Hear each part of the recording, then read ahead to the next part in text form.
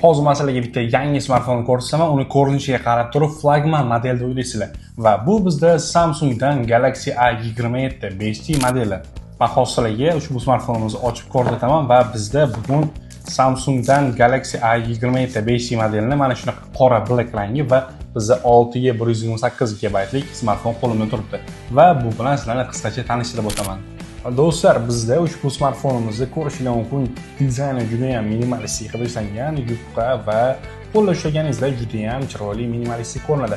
Va bizda oldi tomonda 6 butonli 7 dyumli Full HD Super AMOLED va 120 Hz lik ekran o'rnatilgan, ko'rishingiz mumkin ishlashini. Va bu yoqda biz kamerasini ochib ko'radigan bo'lsak, kamerasi 50 megapiksellik kamera o'rnatilgan va bu OIS kamerasi esa harakatda ham aniq va tiniq kadrlarni bizga olishimizga yordam beradi. Hozir buni yarqisini ko'taramiz va mana bizda ko'rishingiz mumkin qanaqa darajadagi sifatli kadrni olayapti. Va bizda bunda zoom x'imiz maksimal darajada 10x gacha olib beradi.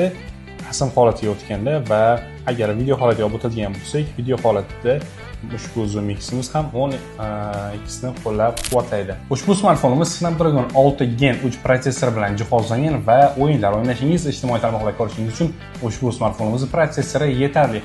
Batareya quvvati qancha deyotganlar uchun smartfonning batareya quvvati 5000 mAh ni tashkil etadi. Bir marta quvvatlab 1-2 kungacha bemalol foydalanishingiz mumkin. Qo'limdagi Samsungning A27 5G modeli sizga yoqqan bo'lsa, xarid qilmoqchi bo'lsangiz, hoziroq bizga direct orqali murojaat qiling yoki izohlarda A27 so'zini yozib qoldiring.